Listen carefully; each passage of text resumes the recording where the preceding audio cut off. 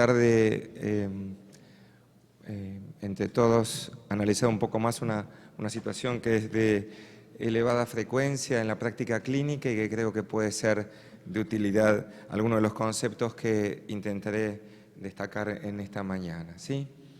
El tema, como anticipó el doctor, se trata de efectos adversos gastrointestinales por el uso de antiinflamatorios no esteroides. Como ustedes conocen, el consumo de antiinflamatorios es sin duda muy elevado en todo el mundo y seguramente Colombia no escapa a esta situación. Los efectos adversos gastrointestinales son muy amplios, luego los veremos, y es un tema de salud pública porque está asociada a una importante morbimortalidad.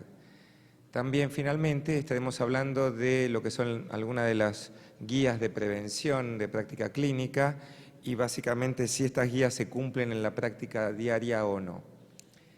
Como comentaba, el consumo es alto, son drogas utilizadas con mucha frecuencia, especialmente en pacientes mayores de 65 años, y además del consumo ordenado por el médico, hay un enorme consumo de venta libre, de cuyas estadísticas desconocemos, y está también para destacar el fenómeno que marcó los años 90 del siglo pasado, que fue la aparición de los inhibidores selectivos de COX-2, que sin duda tienen menor incidencia de eventos adversos, tuvo un pico de ventas enorme, pero por sus eventos cardiovasculares dejó solamente a 2 o 3 en el mercado. Muy brevemente, para recordar cómo se produce el daño, tenemos que hablar de la inhibición que determina los AINES de las dos isoformas de la enzima ciclooxigenasa, tanto la inducible por inflamación, que es la que nos permite tener el efecto benéfico de no tener inflamación, dolor, fiebre y hasta tal vez un efecto anticarcinogenético.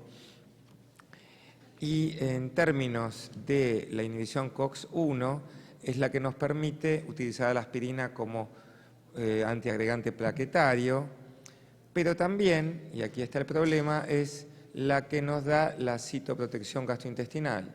De este modo, los clásicos, los conocidos antiinflamatorios, incluyendo la aspirina, provocan beneficios, pero también, por inhibir la citoprotección gastrointestinal, provocan el deterioro del que vamos a hablar, a diferencia de los selectivos COX-2, que tienen inicialmente solo los efectos benéficos que uno busca terapéuticamente.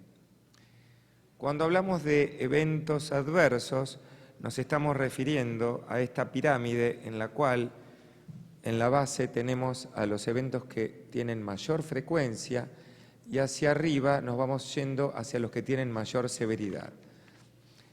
Obviamente los más frecuentes, pero menos severos, son las úlceras endoscópicas. Luego le siguen los eventos gastrointestinales clínicos y finalmente los eventos gastrointestinales complicados y la mortalidad, que si bien impresiona, y después veremos algo pequeño como número, está la cantidad de antiinflamatorios que se recetan en el mundo que termina siendo una cantidad significativa. Cuando hablamos de úlceras endoscópicas, estamos hablando de esta situación que muchas veces no tiene una expresión clínica hasta el sangrado, quiere decir que el paciente no tiene dolor, dispepsia y debuta con el sangrado. Cuando hablamos de eventos clínicos gastrointestinales, hablamos de síntomas de tipo reflujo, dolor y dispepsia, que se da en hasta la mitad de los casos. Estos síntomas alteran la calidad de vida y hacen que muchas veces el paciente abandone el tratamiento. En términos de los eventos gastrointestinales complicados, la hemorragia y la perforación son sin dudas los más significativos y, como les comentaba, este tema de salud pública determina que sea una situación significativa en términos de morbimortalidad con este 0.1 a 0.4%. Ya yendo hacia la segunda parte de esta charla, podemos decir que existen distintas estrategias de prevención que deben ser conocidas e implementadas por la comunidad médica. De hecho, uno puede utilizar AINES menos tóxicos y hay una graduación desde aquellos que dan un riesgo relativo de 1, como el Celecoxib, hasta aquellos más deleterios como el Piroxicam y el Ketorolac. Usar alternativas de AINES clásicos, como el paracetamol, el acetaminofeno, o las formulaciones de cubierta entérica, aunque en realidad se trata simplemente de estar tirando, como decimos en Argentina, la pelota para el otro lado, para la otra cancha, porque lo que estamos haciendo es llevando el problema al intestino delgado. Y como verán ustedes, la cubierta entérica no provee un menor riesgo que las formulaciones habituales de AINES, como tampoco las aspirinas amortiguadas, por así decirlo.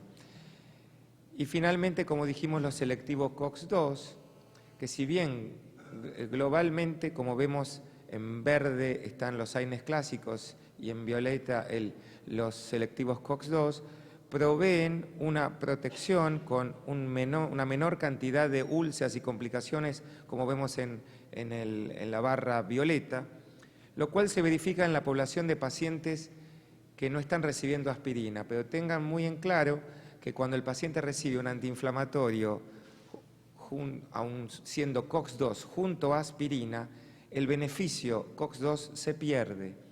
Entonces, quiero que recuerden que a pesar de tener un mejor perfil, el uso concomitante de aspirinas aún en bajas dosis limita su efecto benéfico. Y como ustedes saben, han quedado 2 o 3 en el mercado por las singulares alteraciones cardiovasculares que estos presentan. Y finalmente lo que hacemos nosotros como gastroenterólogos, que es gastroproteger con misoprostol, aunque en realidad no es a las dosis que se deben utilizar, dan mucha diarrea, ni siquiera al menos en nuestro mercado argentino hay disponibilidad de misoprostol.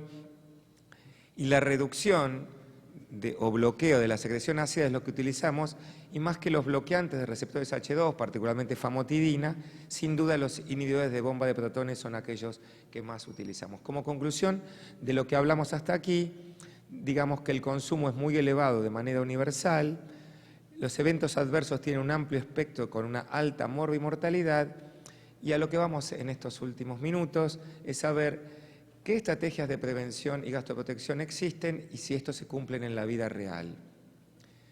Lo que quiero transmitirles es que lo más significativo es identificar el factor de riesgo.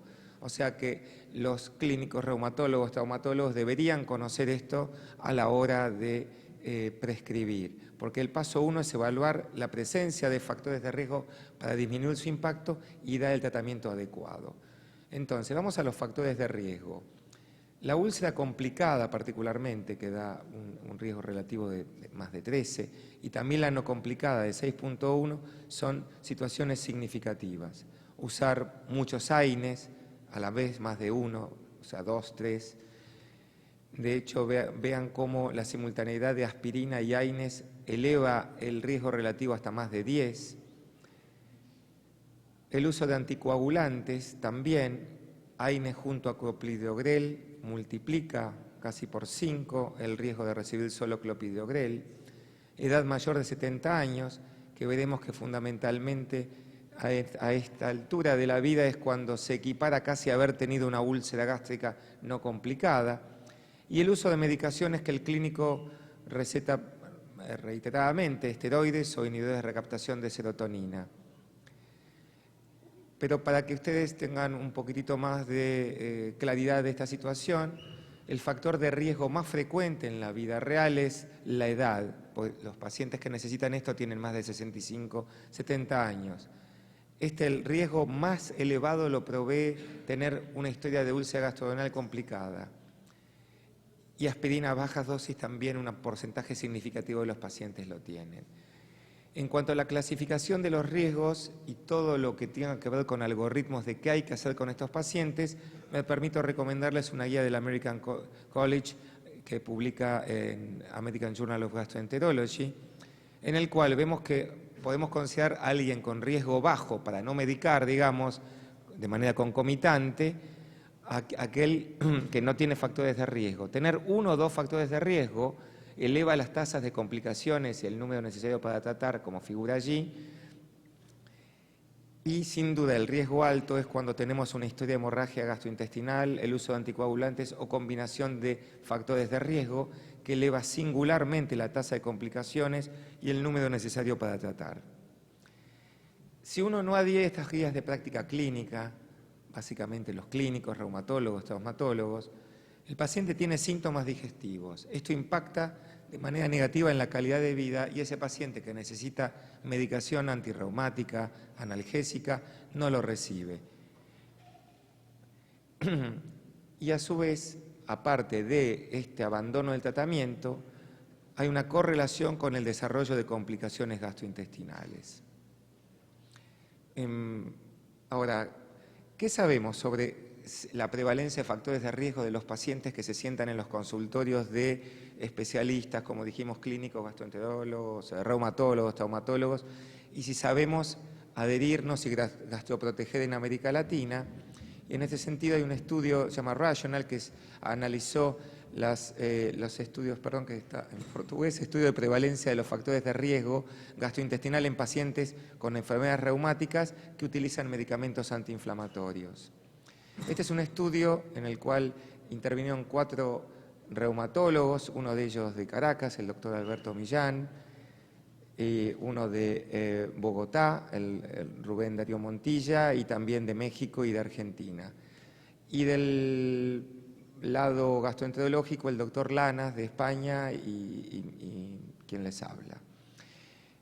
Esto fue presentado a manera de póster en Washington en la última Digestive Disease Week, y con esto básicamente vamos a ir terminando esta primera presentación. Intentamos en su momento evaluar la prevalencia de factores de riesgo en los pacientes reumáticos que acuden a la consulta en América Latina y analizar si las recomendaciones de gastroprotección eran seguidas por los médicos.